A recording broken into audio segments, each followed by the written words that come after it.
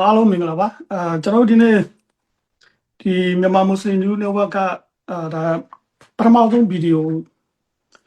ဆိုပါတော့ဒီပထမဆုံးဗီဒီယိုမှာကျွန်တော်တို့ဒီမြန်မာပြည်ကနေပြီးတော့လူခွေအာလှူရှားသူပေါ့တက်ကြွလှူရှားသူဒီဆရာဦးမျိုးဝင်းနဲ့ကျွန်တော်တို့အင်တာဗျူးလုပ်ဖို့အစီအစဉ်ရှိပါတယ်ဒီအစီအစဉ်လေးမစခင်ကျွန်တော်တို့ဒီမြန်မာမွတ်စလင်လူမျိုးဘက်ကအကြောင်းကိုကျွန်တော်နည်းနည်းလေးမိတ်ဆက်ပြီးဖို့လိုအပ်ပါတယ်ကျွန်တော်တို့ဒီ website တွေကျွန်တော်တို့ Facebook တွေမှာလည်းဒီမြန်မာမွတ်စလင်ဒီနှုတ်ကအကြောင်းကျွန်တော်တို့ရှင်းပြတာရှိပါတယ်ဒါပေမဲ့အခုထပ်ပြီးတော့ပို့ပြီးရှင်းတော့အောင်ပေါ့နော်ကျွန်တော်တို့ပြန်ပြီးတော့ရှင်းပြပါဒီမြန်မာမွတ်စလင်ဒီနှုတ်ကဆိုပြီးကျွန်တော်တို့ရမုံငွေတွေ fan အနေနဲ့ကျွန်တော်တို့ဒါဖွဲ့စည်းထားတာမဟုတ်ဘဲနဲ့ကျွန်တော်တို့ဒီစေနာဝန်ထမ်းဒီ volunteer တွေနဲ့ကျွန်တော်တို့ဒါလုပ်ထားတဲ့ဒီ independent online media တခုဆိုပါတော့ဆိုတော့ကျွန်တော်တို့ဒီလူခွင့်ဒီတက်ကြွလှုပ်ရှားသူတွေเนาะအတွေ့အကြုံရှိတဲ့ဒီပုံကိုယ်တွေရဲ့အကြံဉာဏ်ပေးမှုတွေကျွန်တော်တို့ဒါဖွဲ့စည်းထားတဲ့ပြုလုပ်ထားတဲ့ဒီ online media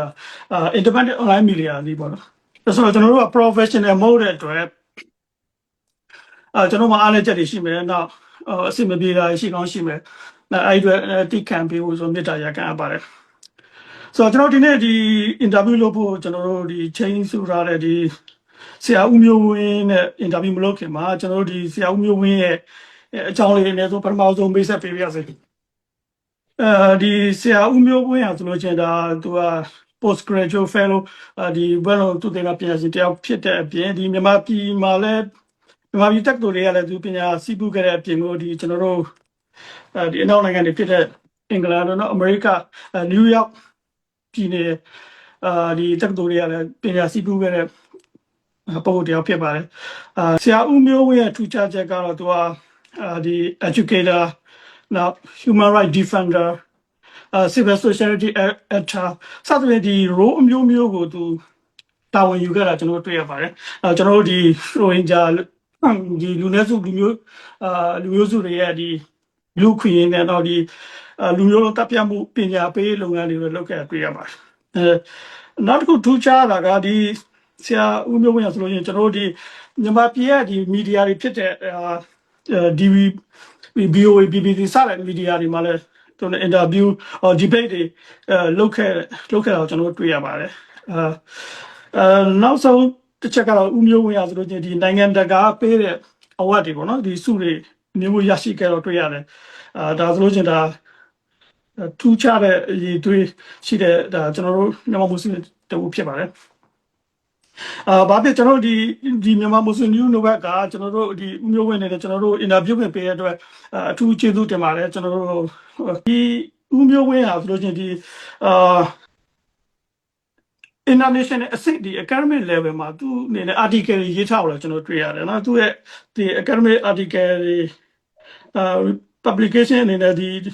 ထွက်ရှိထားတယ်ကျွန်တော်တို့တွေ့ရတယ်ပေါ့နော်လက်ရှိဦးမျိုးဝင်နေတဲ့ဒီကျွန်တော်တို့ academic ပညာရှင်တယောက်အနေနဲ့ဒီရပ်တည်နေတယ်ကျွန်တော်တွေ့ရပါတော့နော်ဟုတ်ကဲ့ဒီကျွန်တော်တို့ဒီမြန်မာမွတ်စလင်မျိုးတို့ကို interview ပေးတဲ့အတွက်ကျေးဇူးတင်ပါတယ်မင်္ဂလာပါဆရာဦးမျိုးဝင်မင်္ဂလာပါခင်ဗျဟုတ်ကဲ့မင်္ဂလာပါနော်ဟုတ်ကျေးဇူးတင်ပါတယ်ဟုတ်ကဲ့ဒီကျွန်တော်တို့ဒီ interview ရတာပထမဆုံးအချိန်ဖြစ်တဲ့အတွက်ကျွန်တော်တို့နည်းနည်းအစီအမပြေတာလေးရှင်နားလည်ပေးဖို့မြတ်တာရက်ခံပါတယ်ကျွန်တော်ပထမဆုံးမေးတဲ့မေးခွန်းကတော့ကျွန်တော်တို့ဒီဟောပေါ့နော်ဒီမြန်မာပြည်ကမွတ်စလင်တွေပတ်သက်တာပေါ့နော်မြန်မာပြည်ကမွတ်စလင်အထူးသဖြင့်ဒီရိုဟင်ဂျာတွေဟာနော်ဒီနိုင်ငံသားဖြစ်ဖို့ကိစ္စနဲ့ပတ်သက်ပြီးတော့သူတို့ညှင်းဆိုခံထားရတယ်ပေါ့နော်ဒီနိုင်ငံသားမရတဲ့ကိစ္စနဲ့ပတ်သက်ပြီးတော့သူတို့ရဲ့ဒီနေ့စဉ်ဘဝအပေါ်မှာဘယ်လိုရိုက်ခတ်မှုတွေရှိတယ်ဘယ်လိုအခက်အခဲရှိလဲဆိုတာဆရာအနေနဲ့လည်းကျွန်တော်ရှင်းပြပေးပါကျေးဇူးတင်ပါတယ်ပထမဆုံးကွန်ဆန်းကိုဟလာပထမဆုံးဆရာတို့ရဲ့ဒီမြန်မာမွတ်စလင် news network ရဲ့ပထမဆုံး interview မှာကျွန်တော်ကိုဟလာပါဝင်ခွင့်ပေးတဲ့အတွက်ကျွန်တော်အထူးကျေးဇူးတင်နေကျွန်တော်ပထမပြောချင်ပါတယ်ဒုတိယအနေနဲ့တော့ခုနကတော့ပေါ့လေခုကျွန်တော်တင်ပြတဲ့နေရာမှာတော့ကျွန်တော်ကတော့အဖွဲ့အစည်းအသီးသီးနဲ့လည်းအလုပ်လုပ်ခဲ့ဘူးတယ်ဟလာလောလောဆယ်တော့ကျွန်တော်ဟလာဘွဲ့လွန်ပညာသုတေသနလုပ်နေတာရှိတယ် ဒါပေမဲ့လို့ကျွန်တော်ကပြောမှတွေကတော့ကျွန်တော်ရဲ့ဟာလာပုဂ္ဂလဟာလာအမြင်တွေရှုထောင့်တွေကိုအခြေခံပြီးကျွန်တော်တင်ပြသွားမယ်ဆိုတော့ကျွန်တော်ပထမပြောချင်ပါတယ်ဘယ်ဖွဲ့စည်းကိုမှကိုစားပြုတာလည်းမဟုတ်ဘူးဟာလာအဲ့တော့ကျွန်တော်ရဲ့ဒီ live တစ်ခုလုံးမှာဟာလာကြုံဆုံခဲ့ရတဲ့အတွေ့အကြုံတွေကိုအခြေခံပြီးကျွန်တော်ဖြေချပေးသွားမယ်ဆိုတော့ဆရာဘူးမေးတဲ့မေးခွန်းကတော်တော်လေးကိုကောင်းတယ်ပေါ့နော်အထူးသဖြင့်တော့ဒီမြန်မာနိုင်ငံမှာရှိတဲ့လူနည်းစုတွေပေါ့နော်အထူးသဖြင့်ဒီလူနည်းစုတွေထဲမှာဒီ marginalized community လို့ခေါ်တဲ့ဖယ်ထုတ်ခံထားရတဲ့လူအဖွဲ့အစည်းတွေအင်္ဂလိပ်လို marginalization လို့ခေါ်တာပေါ့နော် marginalize ဆိုတော့လူအဖွဲ့အစည်းကအဲ့လိုမျိုးဖယ်ထုတ်ခံထားရတယ် neglect လုပ်ခံထားရတယ်သူတို့မှာဟလာသူတို့မှာလူသားရှိတယ်သူတို့ရဲ့ right ကဟလာဖယ်ချင်ခံထားရတဲ့လူအဖွဲ့အစည်းတွေပေါ့အင်္ဂလိပ်လိုတော့ကျွန်တော် marginalized community နဲ့ပတ်သက်ပြီးတော့ကြုံဆုံနေရတဲ့အခက်အခဲတွေစိန်ခေါ်မှုတွေပေါ့အထူးသဖြင့်ကျွန်တော်ဒီရိုဟင်ဂျာတွေပေါ့နော်ခါရိုဟင်ဂျာကတော့ကဘာမှာတော်တော်လေးလူသိများသွားပြီနော်ရိုဟင်ဂျာ issue ကကဘာမှာဒီနေ့ဟလာ genocide လည်းဖြစ်သွားပြီဆိုတဲ့အခါကျဖြစ်ထားတယ်ဆိုတဲ့အခါကျတော့ကျွန်တော်တို့ကဘာမှာတော်တော်လေးကိုပဲရိုဟင်ဂျာ issue ကတော့ popular ဖြစ်တယ်မနေ့ကပဲဟလာကျွန်တော်တို့ဟလာ UN မှာလည်း conference တစ်ခုရိုဟင်ဂျာနဲ့ other minority ဆိုပြီးတော့ပေါ့နော်ဒီ issue နဲ့ပတ်သက်ပြီးတော့ကျွန်တော်တို့ဒီ conference high level conference တစ်ခုလုပ်သွားတယ်ပေါ့နော်ဆိုတော့ဒါပေမဲ့ကျွန်တော်တို့မှာရိုဟင်ဂျာတွေနဲ့အတူတူပဲအခြား marginalized minority တွေပေါ့နော်ခွဲခြားကျွန်တော်တို့ဒီဖယ်ချင်ခံထားရတဲ့လူအဖွဲ့အစည်းတွေလည်းရှိတယ်ပေါ့နော်ဆိုတော့အဓိကကတော့ကျွန်တော်ပြောချင်တာကတော့သူတို့ရဲ့ဒီနိုင်ငံသားအခွင့်အရေးပေါ့အထူးသဖြင့်တော့မြန်မာနိုင်ငံမှာလွတ်လပ်စွာကိုးကွယ်ယုံကြည်ခွင့်ဒီမိကုန်းနဲ့ဆက်ဆက်ရင်လွတ်လပ်စွာကိုးကွယ်ယုံကြည်ခွင့်ကတကယ်ရှိသလားဆိုတဲ့မိကုန်းပေါ့နော်အဲ့တော့ကျွန်တော်တို့ကကိုးကွယ်ယုံကြည်မှုကိုအကြောင်းခံပြီးတော့ကျွန်တော်တို့ကခွဲခြားဆက်ဆံမှုတွေရှိလာတယ်တနည်းအားဖြင့်ခွဲခြားနှိမ့်ချဆက်ဆံမှု discrimination ကိုကျွန်တော်အဲ့လိုဘာသာပြန်ခြင်းတယ်ရိုးခွဲခြားဆက်ဆံတာမဟုတ်ဘူးဂုံပေးပြီးခွဲခြားလိုက်တာမဟုတ်ဘူးခွဲခြားနှိမ့်ချပြီးဆက်ဆံလိုက်တာဆိုတော့ဘယ်ပုံမှန်မူတည်တာလဲဆိုတဲ့ခါကျတော့ယုံကြည်ကိုးကွယ်မှုကိုအခြေခံတယ်လူမျိုးဖြစ်တည်မှုကိုအခြေခံတယ်အဲ့တော့အဲ့ဒါဘာနဲ့တော့ဆက်ဆက်နေလဲဆိုတဲ့ခါကျတော့ဒီအကြောင်းတွေကိုပြောမယ်ဆိုလို့ရှိရင်တော့ကျွန်တော်တို့ကဟလာ racism အကြောင်းနောက်ကျွန်တော်တို့ဆွေးနွေးကြတာပေါ့လောလောဆယ်တော့ဟလာနေတူဘဝမှာဟလာဒီလူနည်းစုတွေဟာသူတို့ရဲ့ယုံကြည်မှုကိုအခြေခံပြီးတော့သူတို့ကိုဟလာမြန်မာပြည်ရဲ့အစိတ်အပိုင်းအနေနဲ့အတိမတ်ပြုမှုရှိမနေရိုဟင်ဂျာတွေကတော့ထင်သာမြင်သာရှိတာပေါ့ရိုဟင်ဂျာတွေကတော့ဟလာဟိုးကျွန်တော်တို့ရခိုင်ပြည်ရဲ့မြောက်ပိုင်းမှာအုပ်စုလိုက်ဟလာတစုတဝေးလေးရှိနေတဲ့ခါကျတော့သူတို့ကို treat လုပ်တဲ့ဟာကတော်တော်လေးကိုစိုးစိုးဝါး treat လုပ်တဲ့ခါကျတော့ဒါ visible ပေါ့မြင်သာထင်သာလာတာပေါ့နော်အနီးစက်ရနိုင်ငံကိုလည်းတခါလေသူတို့မှာဟလာထွက်ပြေးတိမ်းရှောင်ရတာတွေအသက်ခံရတာတွေဟလာဟိုဟာကျွန်တော်တို့တကယ်ကိုပဲဟလာ open prison ပေါ့နော်တကယ်ကိုအမိုးဖွင့်ထားတဲ့ဟလာထောင်ကြီးလို့ပဲသူတို့နေရတဲ့အကန့်အသတ်တွေနဲ့ပေါ့နော်ဒီလိုမျိုးနေထားတွေတွေ့ရတယ်ပေါ့နော်ဆိုတော့ကျွန်တော် at the same time မှာပဲဟလာကျွန်တော်တို့မြန်မာပြည်ရဲ့နေရာအနှံ့ပြားမှာရှိနေကြတဲ့အထူးသဖြင့်ထေရဝါဒဗုဒ္ဓဘာသာမဟုတ်သူတွေအဲ့မှာကျွန်တော်နည်းနည်းထပ်ပြီးပြောအောင်ထေရဝါဒဗုဒ္ဓဘာသာဝင်တွေကတော့ဟလာသူတို့တဲ့ခုနိုင်ငံသားကိစ္စမှာတိတ်အခက်အခဲမရှိဘူးပေါ့နော်လူတစ်ပြည့်တော့နော်အဲ့တော့နော်အပြီးတဲ့အခါမှာဒုတိယတော့တခါတော့ကျွန်တော်ခရိယန်တွေလည်းပဲတချို့နေရာတွေမှာအခက်အခဲရှိတယ်တိုးတော်ညာကကျွန်တော်တို့ကသူတို့ကဒီတိုင်းရင်းသားဆိုတဲ့ဟလာ legitimacy ကိုသူတို့ကအတိမတ်ပြုခြင်းခံထားရတဲ့အခါကျတော့အဲ့ဒီ category ကနေသူတို့နည်းနည်းလေး relax ဖြစ်တယ်နည်းနည်းလေးတက်တာတယ်ပေါ့အဲ့ဒီရဲ့တခါ Muslim တွေပေါ့နော် Muslim တွေဆိုလို့ရှိရင်ပဲခါကျွန်တော်တို့ကခိုးဝင်နေဆိုတဲ့တကားဒီကနေ့တော့ခက်စားလာတာပေါ့နော်အခုရိုဟင်ဂျာတွေကိုခိုးဝင်တယ်လို့ဆွဆွဲကြတယ်အဲ့ဒီဆွဆွဲအောင်တော့မကောက်ဘူးမြန်မာပြည်နေကအနှံ့ပြားမှာရှိနေတဲ့မွတ်စလင်တွေဟာလည်းပဲခိုးဝင်သူတွေတကယ်တော့ treatment ပေါ့နော်တက်ဆိုင်ရာအာဏာပိုင်တွေရအောင်ဒိုဒီမဟုတ်ပြည်သူလူထုအောင်အားလုံးကအဲ့ဒီကျွန်တော်ဝါဒဖြန့်မိုင်းလုံးကြီးထဲမှာရှိနေပြီးတော့ဟုတ်လားအဲ့ဒီကနေပြီးတော့တို့လည်းရင်ဆိုင်နေရတဲ့ပြဿနာတွေကတော်အကြီးမားကြီးပဲဖြစ်နေတယ်ဆိုတော့အဲ့တော့မွတ်စလင်လို့ပြောကြအဲ့တော့မွတ်စလင်လားတခုတည်းလားဆိုမဟုတ်ဟိန္ဒူတွေလည်းချွေရင်ဆိုင်နေရတယ် ကျွန်တော်သူတည်တနာတွေအများကြီးလုပ်ပူတယ်ဒီနိုင်ငံသားဖြစ်မှုနဲ့ပတ်သက်ပြီးတော့ statelessness ပေါ့နော် citizenship နဲ့ statelessness ပေါ့နိုင်ငံသားဖြစ်မှုနဲ့နိုင်ငံမဲ့မှုအကြောင်းတွေကိုကျွန်တော်မြန်မာနိုင်ငံနေရာအနှံ့ပြားကိုမှာရှိတဲ့လူအဖွဲ့အစည်းတွေအားလုံးကိုကျွန်တော်သူတည်တနာတွေလည်းလုပ်ခဲ့ပူတယ်ဆိုတော့ကျွန်တော်ဘာတွေ့ရလဲဆိုတဲ့အခါကျတော့နံပါတ်1ကကိုယ်ွယ်ယုံကြည်မှုကိုအခြေခံပြီးကျွန်တော်တို့ကိုခွဲခြားတဲ့နိုင်ငံသားအခွင့်အရေးကိုကျွန်တော်တို့ပေးဖို့အတွက်ကိုဟလာညှင်းဆိုတာတွေရှိတယ်ဒိုရီမဟုတ်ကျွန်တော်တို့ကြန့်ကြအောင်လုပ်ထားပြီးတော့ planning လုပ်ပြီးတော့လုပ်ထားတာရှိတယ်ဆိုတော့နိုင်ငံသားမဖြစ်ရင်လည်းပဲဒီတိုင်းပြည်မှာရှင်သန်လို့မရပြန်ဘူးပေါ့နော်တစ်ဖက်ကဟုတ်ပြီကောနိုင်ငံသားမဖြစ်တော့ဘာဖြစ်လဲငါတို့နေလို့ရတာပဲဆိုတာမဟုတ်ဘူးနိုင်ငံသားမဖြစ်တာနဲ့အမျှဖုန်းဆင်းကတ်တောင်ဝယ်လို့မရတော့ဘူးဗျာအခုချိန်မှာကျွန်တော်မပြောနဲ့တော့နော်ကျွန်တော်ပြောတာအဲ့တော့နိုင်ငံသားဖြစ်တည်မှုအဲ့တော့နေတူတူကသူတို့မှာရင်ဆိုင်နေရတဲ့ပြဿနာတွေကတော့နိုင်ငံသားမဖြစ်ခြင်းနိုင်ငံသားဖြစ်ခြင်းကိုဟလာခုနတော့ညှင်းပယ်ခံနေရတယ်အဲ့တော့သူတို့ကတော့ကျွန်တော်သုံးတဲ့စကားလုံးရှိတယ်ပေါ့လေ the stateless within their own state သူတို့ရဲ့ကိုယ်ပိုင်နိုင်ငံမှာပဲသူတို့က stateless ဖြစ်နေကြတယ်ဆိုတော့ဒါကကျွန်တော် highlighting ဖြစ်တယ်အဲ့တော့အဲ့လို stateless နိုင်ငံသား citizenship နိုင်ငံသားဖြစ်မှုနဲ့ပတ်သက်ပြီးတော့ဟလာမရတဲ့အတွက်ကြောင့်မလို့သူတို့မှာနေတူတူက challenges ဖြစ်နေရတယ်သူတို့လုပ်ငန်းတွေကိုချက်ထွင်လို့မရကြဘူးအဲ့တော့ဒါနဲ့ကျွန်တော်တို့ပြင်ပမှာသတင်းမျိုးမျိုးနဲ့တော့ဟာစီးပွားရေးကိုပဲ challenge နေတယ်ဗာဒါတွေကအားလုံးက rumors တွေဖြစ်တယ်အဲ့တော့ disinformation နဲ့ misinformation ပြဿနာတွေနဲ့ဟာလာဝါဒဖြန့်ချီမှုတွေနဲ့ကျွန်တော်တို့ကဒီလိုမျိုးပဲရှင်သန်နေရတဲ့အခြေအနေမှာကျွန်တော်ပထမဆုံး overview လေးကျွန်တော်ပြောချင်ပါတယ်ဟုတ်ကဲ့ဒီဆရာပြောတဲ့အထက်မှာနိုင်ငံပြည်ရိုဟင်ဂျာတွေနိုင်ငံသားမရတဲ့အပြင်ဒီပြည်တွင်းမှာရှိတဲ့ဒီဘိုးဘွားအဆက်ဆက်မြန်မာပြည်တော်မွေးဖွားတဲ့သူတွေတောင်မှမှတ်ပုံတွေထုတ်ပေးတဲ့အချိန်မှာအဲ့မှတ်ပုံတွေတော့မှဒီနီပေါတို့အိန္ဒိယတို့ဘင်္ဂလားဒေ့ရှ်တို့အဲ့ဒါတွေထည့်ပေးရတယ်ပေါ့ဒါဆိုကျွန်တော်အမြင်ကတော့ဒါကျွန်တော်တို့ဒီsecond class citizenship ပုံစံမျိုးကိုသူတခါလုပ်လိုက်တဲ့ပုံစံမျိုးเนาะအဲ့ဒါဘာတွေကျွန်တော်အမြင်ပေါ့เนาะဘာတွေခက်ခဲရှိလာဆိုသူခီးတွားလာတဲ့အချိန်မှာပို့ပြီးတော့ခက်ခဲဖြစ်လာတယ်စစ်စီတာတော့ကျွန်တော်လောက်ကန်ရှာဖွေရေးတွေမှာဒီနောက်ကဒီတခါမှမသိတဲ့ဒီအိန္ဒိယတို့ဒီဘင်္ဂလားဒေ့ရှ်နီပေါတို့ထက်ပေးတဲ့အတွက်အလောက်ကန်ခွင့်ရေးလဲသူတို့ဆုံးရှုံးတယ်လို့ကျွန်တော်သိရပါတယ်။ Okay ကျွန်တော်ဒါနောက်ထပ်မိကုန်းတစ်ခုအနေနဲ့ဆရာဒီလက်ရှိကျွန်တော်မြန်မာပြည်မှာအခုဒီအာဏာသိမ်းပြီးတဲ့နောက်မှာဒီသူတို့ဒီစေပနိပိခါဂျာနဲ့မှာဒီမြန်မာပြည်သူလည်းဒုက္ခရောက်ကြတယ်နော်။ဆိုတော့ကျွန်တော်မိကုန်းကဒီစစ်ဆိုးအာဏာသိမ်းပြီးတဲ့နောက်မှာဒီဒုက္ခရောက်တဲ့အထဲထဲမှာပေါ့နော်။ဒီမြန်မာမွတ်စလင်တွေကပို့ပြီးဒုက္ခရောက်လာ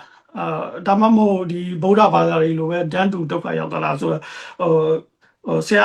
အမြင်လေးတစ်ချက်တော့ပြောပြပြီးတော့ဒီစစ်တမ်းဒီဆရာမေကွန်ကောင်းပါတယ်ဆိုတော့ကျွန်တော်တို့ကတော့အမြဲတမ်းကျွန်တော်တို့က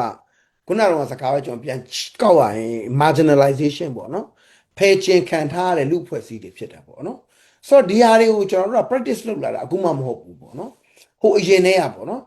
ကျွန်တော်တို့ party council ခက်တဲ့ပါတီကောင်စီမတိုင်ခင်ရလည်းပဲဟာလာဒီ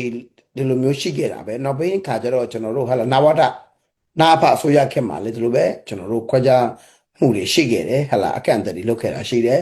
ခုနည်း၎င်းပဲကျွန်တော်တို့ဟာလာ so called democratic transition ပေါ့နော်ကျွန်တော်အဲ့လိုပဲပြောချင်ပါတယ် democratic transition လို့အမည်ပေးခြင်းခံရတဲ့ဟာလာဒီဦးသိန်းစိန်အစိုးရခက်မှာလေဒီစိန်ခေါ်မှုတွေကြုံတာပဲထွင်း၎င်းပဲကျွန်တော်တို့ပြောနေတဲ့ democracy အစိုးရဆိုတဲ့အစိုးရခက်မှာလည်းပဲလွယ်လွယ်ကူကူကျွန်တော်တို့အများသုံးတဲ့စကားပြောရင်ဒေါ်အောင်ဆန်းစုကြည်အစိုးရခက်မှာလည်းဒါတွေကကျွင်ဆိုင်ရတာပဲဒီပြဿနာတွေကအဲ့တော့ဒီဟလာ2021ဟလာဒီအာဏာသိမ်းမှုအာဏာယူမှုဟလာဖြစ်စဉ်ကြီးမှာလည်းပဲ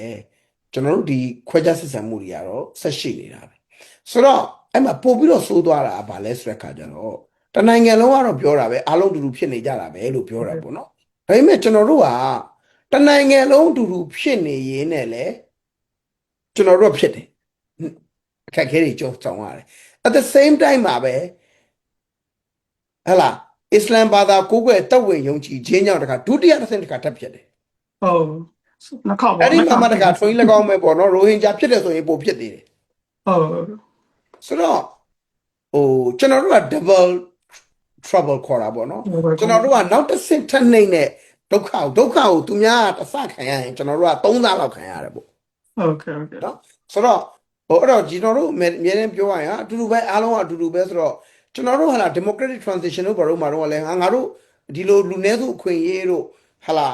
minority right တို့ဘာလို့ပြောလာပြီဆိုတော့နေပါအောင်ငါတို့ majority တွေတော့မှညှိနှိုင်းလို့မပြီးသေးဘူးမင်းတို့စောင့်ပါအောင်ဆိုတဲ့သဘောနဲ့ပဲနောက်ချန်ထားတယ်အခုလည်းပဲဟာငါတို့အတူတူပဲခံနေရတာပဲလို့ undermine လုပ်ခံရတယ်ဆိုတဲ့အခါကျတော့ဘယ်တော့မှဒီ issue ကိုကျွန်တော်တို့ကသပွဲပေါ်ရောက်မလာပြီစပွဲပေါ်တော့မရောက်လာရင်တော့ဒီ issue ကို solve လုပ်ဖို့ဆိုတာအင်တန်ဝေးတယ်အဲ့တော့ not only focus on the military เนาะကျွန်တော်အမြင်ရเนาะဟာစစ်တပ်တခုတည်းပြဿနာမဟုတ်ဘူးဗျဒါအားလုံးက stakeholder တွေအားလုံးက the same discourse မှာရှိနေတယ် the same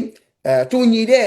အတွေးခေါ်မှုအထူးသဖြင့်တော့မွတ်စလင်နဲ့ပတ်သက်လို့ရှိရင်တကယ်ကို Islamophobia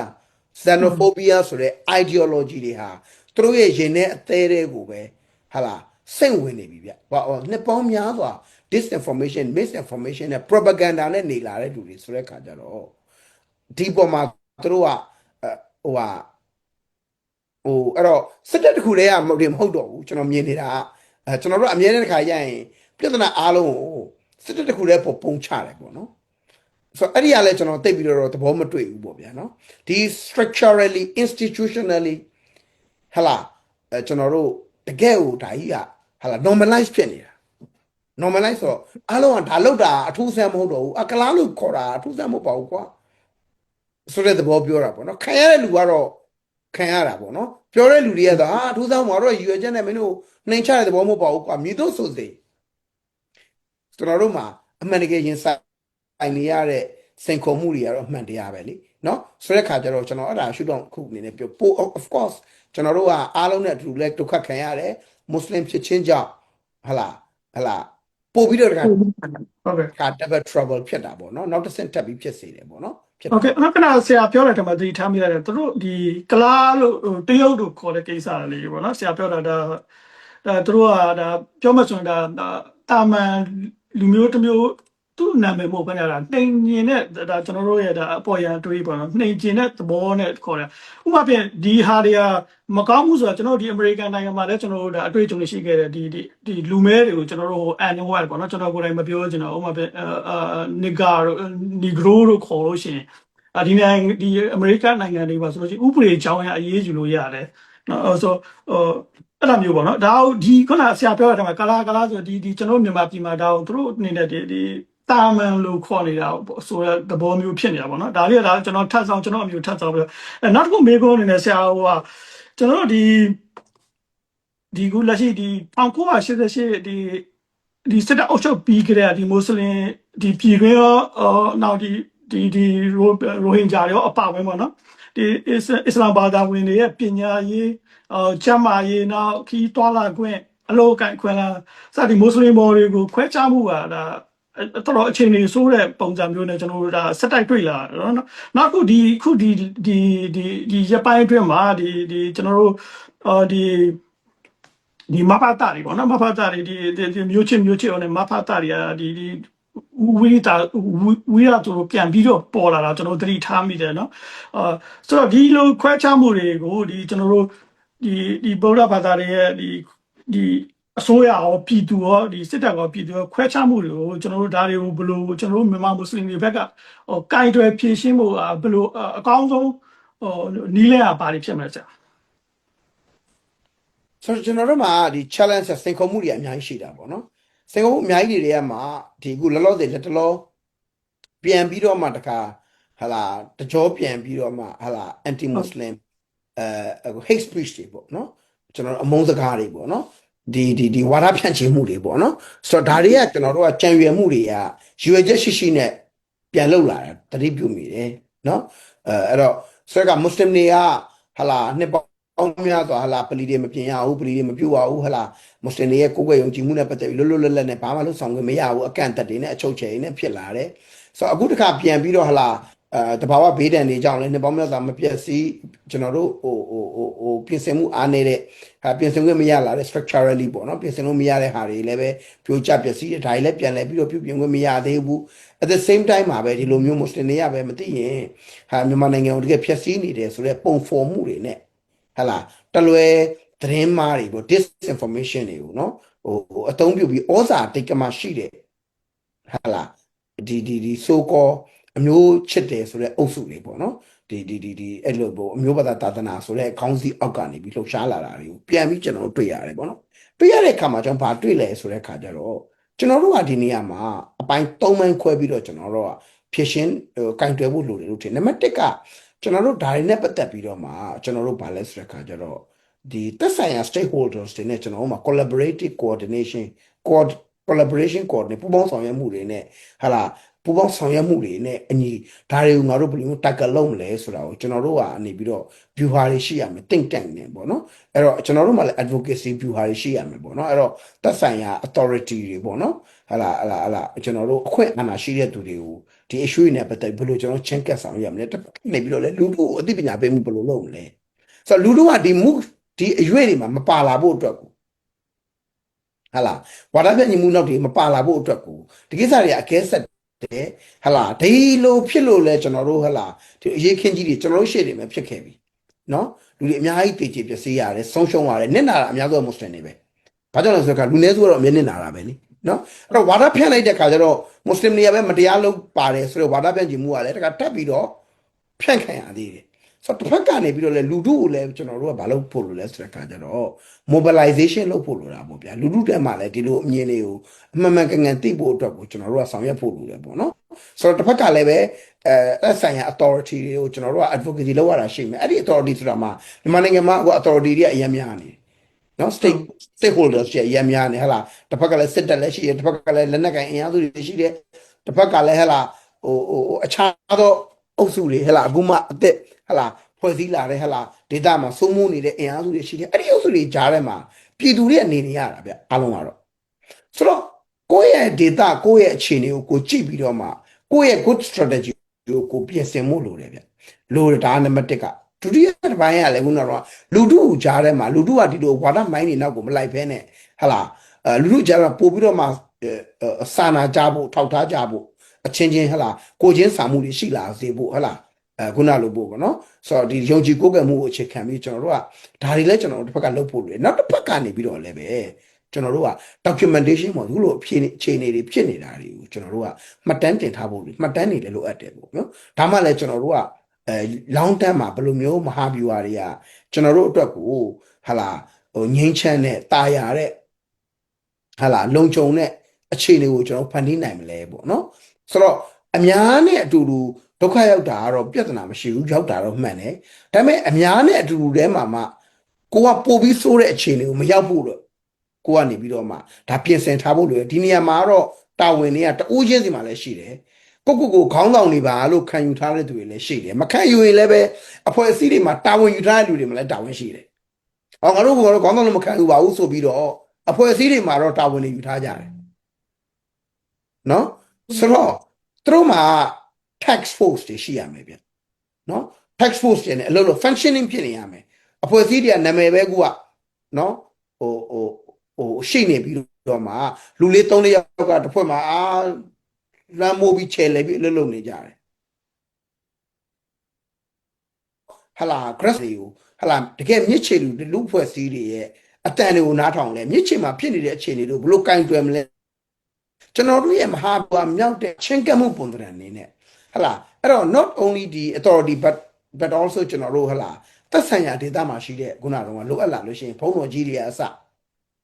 ဟာလာဘာသာပေါင်းစုံဟာလာဩဇာတိတ်ကမရှိတဲ့လူတွေနဲ့လည်းကျွန်တော်ချင်းကပ်ထားရမယ်ဒါမှလည်းကျွန်တော်တို့ကပို့ပြီးတော့မှပြဿနာတွေကိုပြိပခါတွေကိုထိမ့်သိမ့်နိုင်မယ်ပေါ့နော်အဲ့တော့ဒီဝါဒဖြန့်ချီမှုတွေနဲ့ပတ်သက်ပြီးတော့တခါကျွန်တော်က counter narration ပေါ့တစ်ဖက်ကဒါဝါဒဖြန့်နေတာတကယ်မဟုတ်ဘူးဆိုတာပတ်သက်ပြီးတော့ counter ပြန်ပြီးတော့တင်ပြနိုင်တဲ့အခုလို့ကိုတို့ဒါမြန်မာမွတ်စလင်ဟလာ news network တို့ပါလို့ဆိုလို့ရှိရင်ဒါတွေကပို့ပြီးတော့မှဒါတွေလုံနိုင်တယ်ပေါ့ counter narration တွေကိုဒါတွေကဘယ်လိုနည်းနဲ့ကျွန်တော်တို့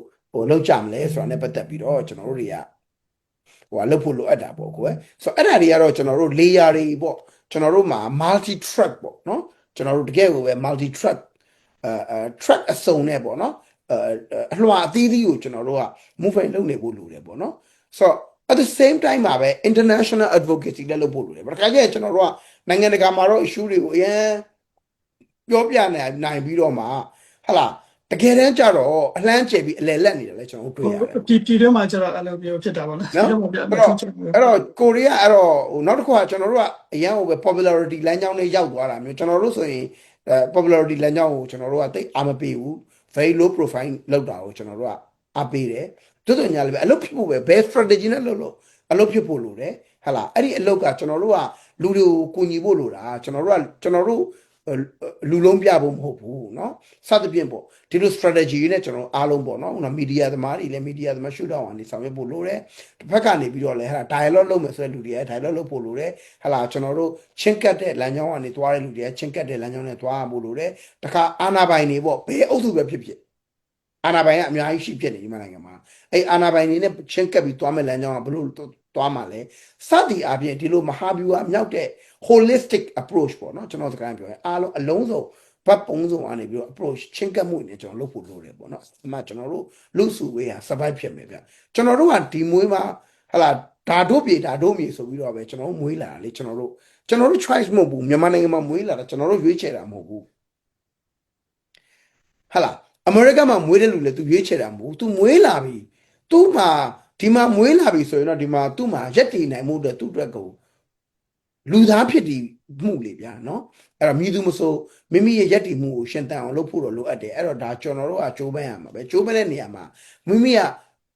level ကိုယ့်ရဲ့ရှိနေတဲ့အခြေအနေပေါ်မူတည်ပြီးကနေအကောင်းဆုံးကြိုးပမ်းရမယ်အဲ့တော့ holistic ဖြစ်ရမယ် approach ရှိရမယ်မဟာဗျူဟာတွေရှိရမယ်ကျွန်တော်တို့ဟာလာနေဗျူဟာတွေရေဘူးရအဖြစ်ရှိရမယ်အဲ့တော့ community ထဲမှာ educate လုပ်ရမယ် awareness တွေလိုတယ်ကျွန်တော်အဲ့ဒါအားလုံးကိုကျွန်တော်တို့လုပ်ဖို့လိုတယ်ပေါ့နော်ဆိုတော့လူတစ်ခွက်ကလေးပဲအားလုံးသိပါတယ်နားလည်ပါတယ်လို့ ਨੇ ကျွန်တော်တို့ ground မှာအလုပ်မဖြစ်ဘူးဟာလာ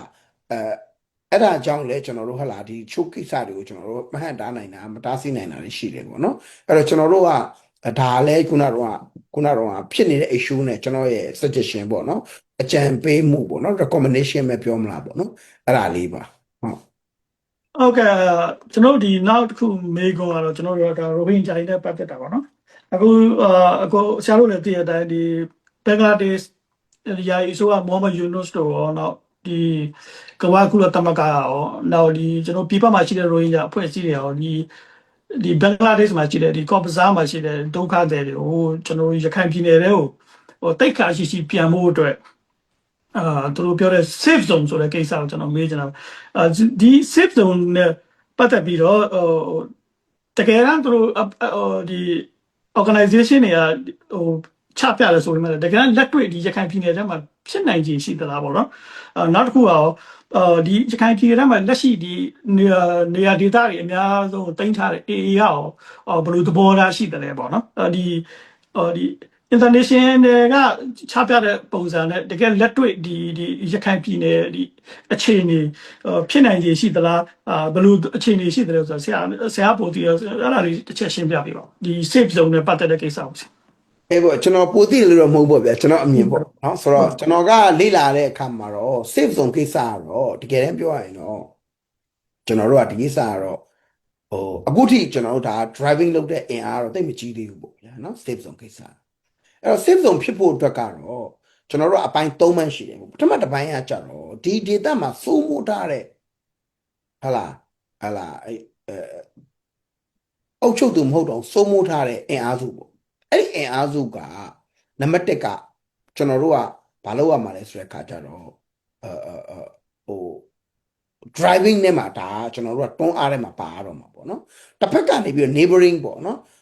ဒီ safe zone တွားခြင်းလဲဆိုရှင်ဒါ neighboring government ကလည်းအရေးကြီးတယ်ပေါ့နော်ဆိုတော့နောက်တစ်ခါဒီ safe zone လုံနိုင်မှုအတွက်ကို authority ရှိတဲ့ကုလသမဂ္ဂမှာရှိတဲ့ဘယ်အင်အားစုကလုံနိုင်တာလဲပေါ့နော်ဆိုတော့အဲ့ဒါမျိုးပေါ့နော်အဲ့လိုဖောက်ထွက်တဲ့နေရာမှာဟောလုံခြုံရေးကောင်စီကတော့အများနဲ့ဟလာရှင်းပြောရရင်ဗျာIsrael ကိစ္စဆိုအမေရိကဗီတိုပဲနော်မြန်မာကိစ္စဆိုလို့ရှိရင်ဘယ်လိုလဲတရုတ်ကလုံမယ်နော်အခုတော့ဒီဘက်က Israel ဆိုလို့ရှိရင်အမေရိကကနေပြီးတော့ကာမယ်ဆိုတော့ ਨੇ ဒီဓာကြီးရလည်းလုံးမဖြစ်တော့ဘူးပြတကယ်ပြောရရင်တော့ဒီကျွန်တော်တို့ဟလာခုနတော့ဟလာဗီတိုဆိုတာဟောဗျာဒီမိုကရေစီရဲ့စန့်ကျင်ဘက်ပဲဗျာနော်ဗီတိုဆိုဒီမိုကရေစီစန့်ကျင်ဘက်ပဲဒီမိုကရေစီဆိုတာ majority ရဲ့ဟလာ will ပေါ့ majority ရဲ့ ဟို majority ကဘာလုံးကကြိုက်တာကိုဆုံးဖြတ်လိုက်ဒီဗီဒီယိုတနိုင်ငံကဟာလာဘန်လိုက်ပြီဆိုလို့ရှိရင်ဘာမှဆက်လုပ်လို့မရတော့ဘူးပြောဒါပေမဲ့အခြားနည်းလမ်းတွေရှိတယ်ကျွန်တော်တို့မှာဥပမာအပြင်3ခုခုလို့နော် UN resolution 3775အဲ့ဒီမှာဘာရှိလဲဆိုတဲ့အခါကျတော့ UNG ကနေ3ပုံ2ပုံကျော်ကဆုံးဖြတ်လို့ရှိရင်လုံခြုံရေးကောင်စီမဖြတ်ဖဲနဲ့လုံနိုင်တာရှိတော့လုံခြုံရေးကောင်စီမဖြတ်ဖဲလုံနိုင်တာရှိပေမဲ့တခါစစ်ရေးကိစ္စပါလာပြီဆိုလုံခြုံရေးကောင်စီကဖျက်ရပြန်ပြီပေါ့ဗျာနော်ဆိုတော့ဒီဟာတော့နည်းနည်းကျွန်တော်တို့ကအများကြီးဒါလမ်းကြောင်းတစ်ခုတော့ထွင်ရတော့မယ်ပေါ့နော်ဆိုတော့ဒါပေမဲ့တက်ဆိုင်ရာ neighboring countries တွေကနေပြီးတော့မှဟလာခုနကျွန်တော်တို့ကအမြင် safe zone လို့ပြောလို့ရှိရင်လည်းစစ်တပ်တော့ချမှာလားဆိုတဲ့ပြဿနာပဲအဲ့လိုတော့လည်းမဟုတ်ဘူးပေါ့နော် safe zone လုံနိုင်တဲ့ space တွေအများကြီးရှိတယ်ပေါ့ safe zone လမ်းကြောင်းကိုသွားမယ်ဆိုတော့ဒီ data မှာ safe zone ဆိုတာကဒီနေရာမှာရှိတဲ့လူတွေလုံလုံချုံချုံနဲ့နေနိုင်မှုပဲအဲ့လုံလုံချုံချုံနဲ့နေနိုင်မှုအတွက်ကိုကျွန်တော်တို့ဘယ်အင်အားစုကနေပြီးတော့လုပ်ပေးနိုင်မှာလဲဆိုတဲ့ဟာဘယ်လိုပူးပေါင်းဆောင်ရွက်မှုတွေလုပ်ပေးနိုင်မှာလဲဆိုတာအခုမြန်မာနိုင်ငံဆိုရင်ဒါဟလာ ICJ မှာလည်းပဲဟလာအမှုသွားနေတဲ့အခါကျတော့ professional measure ဆိုတာရှိတယ်ဟလာယာယီဆုံးဖြတ်ချက်တွေအဲ့ယာယီဆုံးဖြတ်ချက်တွေမှာလည်းဒီလိုမျိုးဒီလူနဲ့ပတ်သက်မထိခိုက်ရပါဘူးဒါပေမဲ့အခု AA ရဲ့ဟလာဆောင်ရွက်မှုအောက်မှာလည်းပဲဒီလူတွေထပ်ပြီးတော့မှတပ်ဖြတ်ခြင်းနဲ့ခံရတာပဲဗျာဆိုတော့မျိုးစုံဆိုစီဗျာဒီမှာ proxy တွေကတော့ရှိမှာပဲလေနော်ကျွန်တော်တို့အကြောင်းပြတာပေါ့အကြံပတ်ဖို့ရှိလို့ဟိုပါရှိလို့တရားဒီစကားတွေကလည်းပါအားလုံးကမွေးနေကြတာဗျာနော်အဲ့လိုပြောရေးဆိုရင်တော့ဆိုတော့ကျွန်တော်ဒီလူတွေကတော့အခြေခံလူတန်းသားတွေကတော့ဟာဘယ်သူပဲဖြစ်ဖြစ်ဒီမှာနေထိုင်ရင်းနဲ့သူဒုက္ခရောက်နေကြရတာပဲဆိုတော့ကျွန်တော် safe zone ကိစ္စစဉ်းစားတဲ့နေရာမှာခုနဖောက်ထွက်တဲ့လမ်းကြောင်းတွေကျွန်တော်စဉ်းစားဖို့လိုတယ် stakeholders တွေကိုကောင်းကောင်း advocate လုပ်ဖို့လိုလိမ့်မယ်အဲ့မှာကျွန်တော်တို့ဒီ stakeholder တွေမှာအားလုံးပါဝင်ရမှာအနေထားအဲ့လိုပါဝင်တဲ့နေရာမှာကျွန်တော်တို့ကဘယ်သူမှလည်းခြံထားခဲ့လို့မရဘူးအဲ့တော့ safe zone ကိုလမ်းကြောင်းကိုမသွားခြင်းတဲ့လူတွေကြတော့လေညှိနှိုင်းမှုဘာဖြစ်လဲဆိုတဲ့ခါကျတော့သူတို့ဘက်ကသူတို့အချင်းချင်းမညီညွတ်လို့ငါဘယ်သူနဲ့ညှိရမှာလဲဆိုပြီးတစ်ဖက်ကဟာလာခုန AA ကခေါင်းဆောင်နေရတဲ့ခါပြောပြန်တယ်ပေါ့နော်ဆိုတော့တခါအဲ့တော့တခါဒီဘက်ကလည်းတပ်ဖြတ်မှုတွေကလည်းရှိနေတယ်ဆိုတာအထောက်ထားတွေကလည်းပြနေတယ်အဲ့တော့နိုင်ငံတကာစုံစမ်းစစ်ဆေးတွေလည်းပေးမှုဝင်ဘူးပေါ့ဗျာနော်ဆိုတော့ပထမ genocide ဖြစ်တော့လည်းနိုင်ငံကအဲ့တုန်းက NLD အစိုးရခက်ကလည်းနိုင်ငံတကာစုံစမ်းစစ်ဆေးပေးမှုဝင်အခု AA လက်အောက်မှာဖြစ်တော့လဲဒါတွေပေးမှုဝင်တာကကျွန်တော်တို့တန်တရားဖြစ်စရာပဲနော်အဲ့လိုဒါဟလာဟုတ်ကဲ့ဆရာဖြစ်ဖြစ်ဘာမှမဟုတ်တာမလုပ်ထားဘူးဆိုရင်ဘာမှပေးမဝင်စရာမလိုပေးဝင်โอเคငါတို့ဘာမှမဟုတ်တာမလုပ်လာကွာမင်းတို့ချိန်တဲ့လူလာကြည့်ကွာရှင်းနေပဲအဲ့တော့ဒီလူတွေအတွက်ခိုင်မာတဲ့အနေထားတခုအဲ့တော့ဒီလူတွေ dignity နဲ့ပြန်လာဖို့အတွက်က safe ခုနကတော့ safe zone ဇလန်ပြောမယ်ဆိုရင်နိုင်ငံသားဖြစ်မှုပြဿနာလည်းအခန်းကဏ္ဍတစ်ခုအနေနဲ့ပါလာပြီဗျဆိုတော့ဒီလူတွေကဒေသခံအနေဖြစ်တယ် indigenous ဖြစ်တယ်ဒီဒေသကြီးမှာဒီလူတွေကတော့ရှိနေတာနဲ့ယာနဲ့ချီနေပြီဟလာအုပ်ချုပ်သူတွေသာပြောင်းနေမယ်ဗျာဟလာဗြိတိရှခေတ်မှာဗြိတိရှအုပ်ချုပ်တယ်ဗျာဗြိတိရှမတိုင်ခင်ကဗမာတွေကသွားပြီးကိုလိုနီသွားလုပ်ပြီးရခိုင်ကိုအုပ်ချုပ်တယ်ဗျာရခိုင်ပြည်နယ်ခက်ကတော့လည်းဟလာမွတ်စလင်နဲ့ပူးတွဲပြီးအုပ်ချုပ်ခဲ့တာတွေရှိတယ်ဗျာနော်ဆိုတော့ရိုဟင်ဂျာနဲ့ပူးတွဲပြီးအုပ်ချုပ်ခဲ့တာတွေရှိတယ်ဗျာဆိုတော့ဒီ territory ရဲ့နေတဲ့လူတွေရောဒီလူတွေပဲဒါပေမဲ့ဟိုလူကအုပ်ချုပ်လိုက်ဒီလူကအုပ်ချုပ်လိုက်အဲ့အောက်မှာဒီလူတွေဘဝဘာလဲဖြစ်လဲဆိုတော့နင်းပြဖြစ်နေပြီးတော့အဲ့တော့သူတို့မှာခိုင်မာတဲ့နိုင်ငံသားဖြစ်မှုနဲ့အတူတူ protection ပေါ့နော်အကာအကွယ်ရမှုတွေကလိုတယ်အဲ့ဒါပဲ ruling ကနေပဲ ruling လုပ်ဆိုတော့အဲ့ဒါနဲ့ပတ်သက်ပြီးကျွန်တော်မဟာဗျူဟာကြကျွန်တော်တို့တွေကဆွေးနွေးကြဖို့လိုလိမ့်မယ်နောက်အဲ့မှာဒီနေရာမှာအပိုင်း၃ပိုင်းကျွန်တော်မြင်တယ်ဗျတစ်ပိုင်းကကျွန်တော်ထိုင်ပြီးတော့ shouting လုပ်နေရုံနဲ့တော့မပြီးဘူးဗျတစ်ဖက်က shouting လုပ်တဲ့လူတွေလည်းလုပ်ပါဒါကတော့ဟုတ်လားဖြစ်နေတဲ့ဖြစ်စဉ်တွေကိုကဘာသိအောင်လို့တစ်ဖက်ကနေပြီးတော့လည်း engage လုပ်မဲ့နော်ခုနကတော့ကျွန်တော် dialogue လုပ်ဖို့လူတွေဗျနော်ဒါမှကိုဒီလူတွေအတွက်အဆင်ပြေမယ်ပေါ့နံပါတ်3ကကြတော့လေဟလာခုနကတော့ကျွန်တော်တို့ရဲ့နေထိုင်မှုအတွက်နိုင်ငံသားဥပဒေကိစ္စလည်းရှိတယ်ပေါ့အဲ့တော့ကျွန်တော်တို့အမြဲတမ်းပြောရှစ်သက်နှစ်ဥပဒေကိုပြင်ရမယ်ဖျက်ရမယ်ဟလာသို့မဟုတ်ရင်လည်းဟလာနိုင်ငံတကာဥပဒေနဲ့စံချိန်နိုင်ငံတကာစံချိန်များနဲ့ညီတဲ့ဥပဒေတွေပြဋ္ဌာန်းပြီးတော့နိုင်ငံသားဥပဒေကိုပြန်လည်ပြုပြင်ပြီးလုပ်ရတယ်မယ်စသဖြင့်ပေါ့နော်လုပ်ခဲ့တယ်ပေါ့အဲ့တော့ even ကျွန်တော်တို့ရှစ်သက်နှစ်ဥပဒေမှာဒီပင်လေတတိယမျိုးဆက်ကနိုင်ငံသားဖြစ်နေပြီဗျအပြည့်အဝနိုင်ငံသားဖြစ်နေပြီဒါပေမဲ့ဒီဥပဒေကို enforce လုပ်တဲ့လူတွေကဘာဖြစ်လဲဆိုတော့ပထမအုပ်စုအနေနဲ့စဉ်းစားနေလို့ပြဿနာပေါ်နေတယ်အမှန်တကယ်ဒီလူတွေကမျိုးဆက်88ဆက်ကအနည်းဆုံးရှိနေပြီဗျာ အနေရချိနေပြီဗျဒီလူစုဝေးကြီးဆိုတော့ဟလာကျွန်တော်တို့ဒါဆိုရင်ပြည်ပမှာရှိရတဲ့လူလည်းမျိုးဆက်ဘယ်လောက်ရှိသေးလို့လဲ80 80ပဲရှိသေးတာပဲအဲ့လိုပြောကြည့်ဆိုတော့ကျွန်တော်တို့ဒီနေရာမှာခုနလို safe zone ကိစ္စက possible ဖြစ်တယ်တကယ်ပြောရရင်နော်ဒါပေမဲ့ဘယ်လို safe zone လဲဆိုတဲ့ကိစ္စကတော့အရေးကြီးတယ်ပေါ့နော်ဆိုတော့ဘယ်လို safe အခုဒီကျွန်တော်ဒီ A back ကအကြောင်းပြချက်ပေါ့နော် A back အကြောင်းပြချက်တွေလည်းကျွန်တော်တို့ထည့်ပြောမှာဖြစ်နေတယ်ဒီ A back ကတော့အခုလက်ရှိအနေအထားဒီကျွန်တော်တို့ဒီကိုထုံးခင်တို့ဒီကျွန်တော်တို့အင်္ဂလန်ဘက်ကနေရိုဟင်ဂျာဖွဲ့စည်းကိုထုံးခင်တို့ဘက်ကဒီကျွန်တော်ထန်ရှားကောင်ကိစ္စနဲ့ပတ်သက်ပြီးတော့ဒီ ICJ မှာတို့အမှုဖွင့်မှာပါညာလုပ်ပြီးရနောက်ပိုင်းမှာဒီရခိုင် A ကောင်းဆောင်ထုံးမြတ်နိုင်တို့ဘက်ကနေပြီးတော့ဒီရခိုင်ဒီမှာရှိတဲ့ Ranger အတိုင်းဝိုင်းတွေအောင်ဆင်းပြီးတော့ဒီကျွန်တော်ပလီပြန်ဖွင့်ပေးတာနော်ဒီတခြားဒီရခိုင်ဒီမှာ6သိန်းလောက်ကျန်ခဲ့တော့အဲ့ပြည်ထဲမှာရှိတဲ့ရခိုင်တွေကိုဒီနိုင်ငံသားသူတို့ရခိုင်ပြည်မှာလေးနိုင်ငံသားတွေအခွင့်အရေးပေးမယ်ပါညာအမျိုးဂရိပေးခဲ့တာကျွန်တော်တို့ကြားလိုက်ရတယ်နော်ဆိုတော့ဒီ AA ကနောက်တစ်ခုပြောထားတာကဒီပြည်တွင်းမှာကြံခဲ့တဲ့သူတွေကိုနော်ဒီနိုင်ငံသားအပြည့်အဝပေးမယ်ဘာသာရေးလွတ်လပ်ခွင့်တွေပေးမယ်စသဖြင့်ဒါတွေကတော့ကျွန်တော်တို့ဘက်ကယုံကြည်လို့ရမလားဆရာဒီ AA ရဲ့ဂရိပေးမှုတွေနော်အေးပေါ့ကျွန်တော်ဒါကတော့နံပါတ်1ကတော့ခုနကတော့ကျွန်တော်ပုဂ္ဂလဒိတ်တယ်တော့ကျွန်တော်မပြောချင်ဘူးပေါ့ဗျာနော်ဆိုတော့ဒီအာဂျင်တီးနားမှာခုနကတော့ဟလာခုနကတော့ဒီအာဂျင်တီးနားမှာဒီမြန်မာဟလာစစ်ကောင်းဆောင်တွေကိုဟလာဆွဲချက်တင်ထားတဲ့ကိစ္စနဲ့ပတ်သက်ပြီးတော့အခုထပ်ပေါင်းတွေ့ရခံနေအနေနဲ့ဟလာ AA ရတာဝန်ရှိပုဂ္ဂိုလ်တွေကိုဆက်ပြီးတော့ဒါတင်တာတွေပါရှိတယ်ပေါ့နော်ဆိုတော့ဒါတွေကလည်းတပိုင်းပေါ့ဒါတွေကတော့ဘာခေါ်လဲဆိုတဲ့ခါကျတော့ international pressure လို့ပြောမှာပေါ့နော်ဆိုတော့ဒါပေမဲ့ဆိုတော့အာဂျင်တီးနားအနေနဲ့လည်းမြန်မာနိုင်ငံကိုဟလာ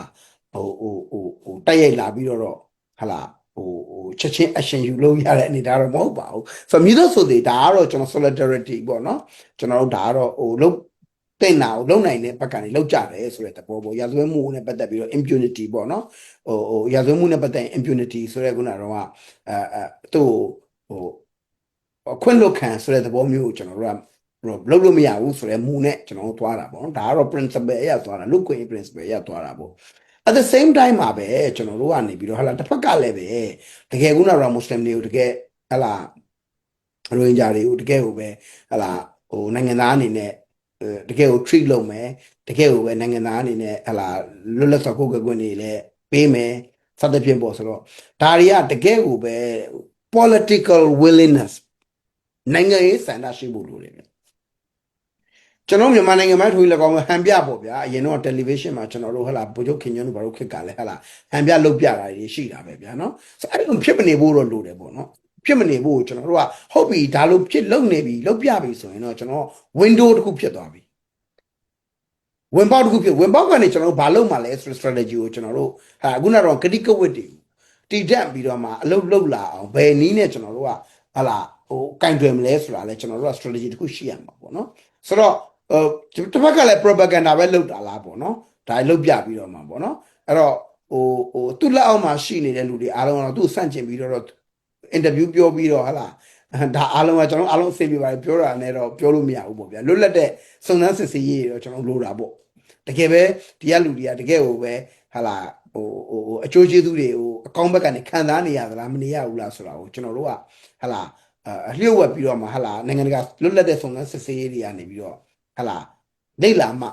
ဒါတွေကယုံကြည်နိုင်မှာပေါ့ဗျာတစ်ဖက်ကလည်းဟလာအာနာရှိတဲ့အောက်မှာသူတို့ကလည်းနေရတယ်ဆိုလို့ရှိရင်ပြောခိုင်းတဲ့အတိုင်းပြောရမှာဗျာအဲ့တော့ကျွန်တော်တို့ကနီးရထားကြောက်ရတဲ့သဘောလေးရှိမယ်ပေါ့ဒါပေမဲ့ကျွန်တော်တို့တကယ်တမ်းသာ AA ကဒီလိုနိုင်ငံရေးဆန္ဒတကယ်မှန်နေဆိုရင်တော့ဒါကျွန်တော်တို့ကဒါ window တစ်ခုအနေနဲ့ဒါဆက်သွယ်ပြီးတော့ဆက်သွယ်ရဆိုတာတက်ကိုပေါ့နော်ကျွန်တော်တို့ဒီဝင်ပေါက်ကနေကျွန်တော်ဘယ်လိုမျိုးလောက်ကြမလဲပေါ့နော်အဲ့ဒီကနေပြီးတော့ပဲကျွန်တော်ဒီလူတွေကိုလုံးချမ်းနဲ့ငိမ့်ချမ်းနဲ့လုံခြုံတဲ့နေရာတစ်ခုဖြစ်လာဖို့အတွက်ဘယ်လိုလုပ်မလဲဆိုတာကိုကျွန်တော်တို့စဉ်းစားမယ်အပိုင်းပေါ့နော်ဆိုတော့ကျွန်တော်တို့ international pressure လောက်တော့လဲတပိုင်းကနေပြီးတော့လဲကျွန်တော်တို့ကနေပြီးတော့ဟာလာ base space ကနေပြီးတော့ကျွန်တော်တို့က dialogue လုပ်လို့ရလဲဆိုတာလဲကျွန်တော်ရှာဖို့လိုတယ်ဗျဟုတ်ကဲ့ဟုတ်လူတို့ကအဲ့ဂျားမှာတကယ်နေရတာလေကျွန်တော်အများနဲ့ပြောတဲ့စကားရှိတယ် Rohingya between tiger and dragon ဆိုတာနော် Rohingya တွေဟာတစ်ဖက်ကကြားတစ်ဖက်ကနဂါနဲ့ကြားထဲမှာနေရတဲ့အခြေအနေပဲအဲ့ဒါက ground reality ဆိုတော့နဂါလေးကမီးမုံနေတာပဲအဲ့ဒါကိုခမရှာတွေကအပူဒဏ်ကနေပြီးနေရတာမတည်အောင်ဘလို့ရုံးကန်နေရတစ်ဖက်ကကြားရလဲဒီဘက်ကိုရိမ့်လာတဲ့စားမယ်ဆိုတာကြီးပဲဗျဆိုတော့အဲ့ဒီအနေထားတစ်ခုထဲမှာနေရတဲ့လူတွေရဲ့ဘဝတော်တော်လေးကိုအခြေအနေဆိုးတယ်ဗျနော်ဆိုတော့ကျွန်တော်တို့ကတော့စိတ်ပူတယ်ဗျအဲ့လိုမျိုးအနေထားကအခုမြန်မာနိုင်ငံရဲ့ဒီ racism ပေါ့နော်ကျွန်တော်တို့ကိုခေါ်လဲဆိုလို့ရှိရင်ခုနracist ဖြစ်မှုဟာအဲ့ဒီအခြေအနေတွေက anti rohingya အခြေအနေကနေ anti muslim တိခုနကတော့ propaganda တွေပေါက်လာပြီဆရာကပြောလို့မွေးတရားတွေမှာဩဇာတိတ်ကမရှိတဲ့ပုံကိုယ်တွေကဟာလာမျိုးချစ်ဆိုတဲ့နာမည်တွေနဲ့ဟာလာလှုံ့ဆော်လာတယ်ဆိုရင်ဒါတွေကဒီလိုအခြေအနေတွေကပြည်မမှာရှိတဲ့အခြေအနေတွေကိုရောက်လာဘူးပြောနိုင်ဘာလို့ကျွန်တော်တို့ပထမတော့မိထီလာရေးခင်းကိုပဲကြည့်နော်ကျွန်တော်တို့ဒါတွေကပြည်မမှာလဲမျိုးလေကောင်ကြီးမှလူတွေတက်ဖြတ်မှုတွေလုပ်တာဖြစ်တာဗျာနော်ဆိုတော့တကယ်မိထီလာဆိုတကယ်ကိုကျွန်တော်တို့စစ်တပ်မျိုးကြီးဗျာနော်တန်ချက်ကတက်ရှိတယ်လေတက်ရှိတယ်အဲ့လိုမျိုးမှာလူတွေအဲ့လိုတက်နေတာဗျာဟိုအစိုးရအနေနဲ့မထိန်ရနိုင်ပါဘူးလို့ပြောခဲ့တာလည်းပဲတော်တော်လေးဟိုဒါတမိုင်းကိစ္စပဲဆိုတော့ရခိုင်ကနေ2012ဖြစ်ပြီးတဲ့ခါကျတော့ဟလာကျွန်တော်တို့မိထီလာဖြစ်လာနောက်မန္တလေးထိတက်ဖြစ်တယ်ဗျာနောက်မြို့တွေအများကြီးဖြစ်လာပြီးရန်ကုန်ဒီထိဟာလားရန်ကုန်တော့မနေထိန်ရတဲ့သဘောရှိတယ်မဖြစ်လာဘူးဆိုတော့ဒီလိုအခြေအနေတွေကိုမလုံတော့ဘူးလို့မပြောနိုင်ဘူးဗျာဆိုတော့ကျွန်တော်တို့ကဟိုဒီအခြေအနေတွေအဲ့ဒါရွှေသမင်ဘယ်အတွက်ဟာလားမြန်မာစကားရှိတယ်ပေါ့နော်ဟာလားမင်းကြီးပတာအထွက်ဆိုတာလည်းပဲကျွန်တော်တို့ရှိတယ်ပေါ့ဆိုတော့ကျွန်တော်ဒါတွေအားလုံးခြုံငုံပြီးတော့မှကျွန်တော်တို့ကမြင်နိုင်ဖို့လည်းလိုတယ်ဗျာနော်ဒီအခြေအနေကတော့ရိုဟင်ဂျာတွေကတော့ကျွန်တော်စိုက်လုတ်ခံရတာနဲ့ပတ်သက်ပြီးကဘာလဲပြောနေပြီး UN ကလည်းပြောနေပြီးအမေရိကကိုယ်တိုင်ကျွန်တော်တို့ slow banning genocide ပေါ့နော်အခြားပြည်မမှာရှိတဲ့ဟာလားအခြားဟာလားရိုဟင်ဂျာရော non ရိုဟင်ဂျာမွတ်စလင်တွေရောကလည်း slow banning genocide ပေါ့နော်ကောင်းသူတို့လည်းဖြည်းဖြည်းလေး genocide ရဲ့အစလေးတွေနဲ့ခုနကတော့ exclusion ပေါ့ဖယ်ကျင်တာတွေသူတို့ဖယ်ထုတ်တာတွေနိုင်ငံသားကတ်တွေမထုတ်ပေးတာတွေဟာလား passport လျှောက်တဲ့အခါမှာဟိုဘင်္ဂါလီလည်းသူတို့ပဲထည့်ထားတယ်စသဖြင့်ပါကစ္စတန်လည်းသူတို့ပဲထည့်ထားတယ်ဒါတွေပါလို့ဆိုပြီးတော့တခါအကန့်အသတ်တွေတခါဖြစ်ပြန်တယ်ဆိုတော့ထွေးလက်ကောင်းမယ်အဲ့ဒါကသက်ဆိုင်ရာအာဏာပိုင်ကပဲလောက်တာလားဆိုတော့မဟုတ်ဘူးဗျကျွန်တော်တို့တကယ်တိုင်းရင်းသားလက်နက်ကိုင်ဒေသတွေမှာရောမွတ်စလင်တွေကိုဘယ်လိုဆက်ဆံလို့လဲဗျာတန်းတူအခွင့်အရေးပေးဆက်ဆံလို့လားမဆက်ဆံပါဘူးသူတို့လည်းတော့ဒီပုံတွေမှာအားလုံးမှာ same တူညီနေတာကျွန်တော်အများပြောတဲ့စကားရှိတယ်ဗျမြန်မာနိုင်ငံမှာရိုဟင်ဂျာတွေနဲ့ပတ်သက်ရင်တော့လကောက်မွတ်စလင်နဲ့ပတ်သက်ရင်တော့လကောက်လူနည်းစုသူတွေအဖက်ချင်းခံလူဖွဲ့စည်းတဲ့ပတ်သက်ရင်တော့လကောက်စဉ်းစားချက်ကတမယာသီးနဲ့တူတယ်လို့ကျွန်တော်အမြဲပြောတယ်ဆက်တမယာသီးကိုခွဲလိုက်ကတ်လိုက်ဟိုပါပေါ့လှိလိုက်အစိတ်ကြီးစိတ်လိုက်ဘယ်အစိတ်ကိုပဲဆရာဆာမချင်းဘူးလားဆရာချင်းနေဆရာတမယာသီးကိုကတ်ထားတယ်လို့ပဲအဲ့တော့ဘယ်အုပ်စုတော်ဒီကိစ္စနဲ့ပတ်သက်ပြီးတော့ဒီတိုင်းပဲအချင်းနေကြီးပဲဆိုတော့ကျွန်တော်တို့မှာအလုပ်တွေလုပ်ရမယ် not only military is treated the same way နော်ဒီလိုပုံစံနဲ့လုပ်ပြုံတာမကဘူးကျွန်တော်တို့ကအခြားလူတွေကိုလည်းကျွန်တော်တို့ကဟာလာ advocacy လုပ်ရမယ် visible မဖြစ်တာနဲ့ visible ဖြစ်တာပဲကွာနေတာအဲ့တော့ကျွန်တော်တို့ကဒီ discourse ကတော့အတူတူပဲကျွန်တော်တို့မွေးကလေးက train လိုက်တာဟာလာကလေးတွေကိုဟာလာလူမဲကြီးလာပြီးကလားကြီးလာပြီးဆိုပြီးခြောက်တဲ့အခြေအနေကလေးကိုတိတ်အောင်လို့နော်အဲ့တော့ကျွန်တော်တို့ကအဲ့လိုအခြေအနေတွေဖြစ်နေတာဆရာရဲ့နော်အဲ့နောက်တစ်ခုမေးခွန်းဆရာဒီမေးခွန်းကနည်းနည်းလေး sensitive ဖြစ်မှာဒါပေမဲ့ကျွန်တော်လည်းမေးရမှာပါနော်ဒီမေးခွန်းကဘာလဲဆိုတော့ပြီးခဲ့တဲ့ဆရာတို့လည်းဒီမှာဒီ New York မှာဖြစ်ခဲ့တဲ့ဒီ UN High Conference မှာကျွန်တော်တို့ဒီ high level conference ရိုဟင်ဂျာand other organization ငါးခုလောက်ကဒီ9ယောက်လောက်ကျွန်တော်တို့စကားပြောခွင့်ရလိုက်တယ်ဆိုကျွန်တော်တို့တွေ့ရတယ်နော်အဲ့ဒီမှာသူတို့ဒီပြောရတဲ့အထက်မှာကျွန်တော်တို့ပြည်တွင်းကမြန်မာမွတ်စလင်တွေကိုတို့ mention လုပ်မသွားတာကျွန်တော်တွေ့ရတယ်ပေါ့နော်တခြားဒီစစ်အုပ်ချုပ်စစ်တပ်ကဖိနှိပ်ခံရတဲ့လူမျိုးတွေအကြောင်းတို့ mention လုပ်တာတွေ့ရတယ်ဒါပေမဲ့ဒီ ကျွန်တော်မြန်မာပြည်ထဲကရိုဟင်ဂျာမဟုတ်တဲ့တခြားလူမျိုးတွေကိုသူတို့မန်ရှင်းလို့မတော့ဘူးခုလိုဒီကမ္ဘာလုံးက attention ရတယ်ဒီလို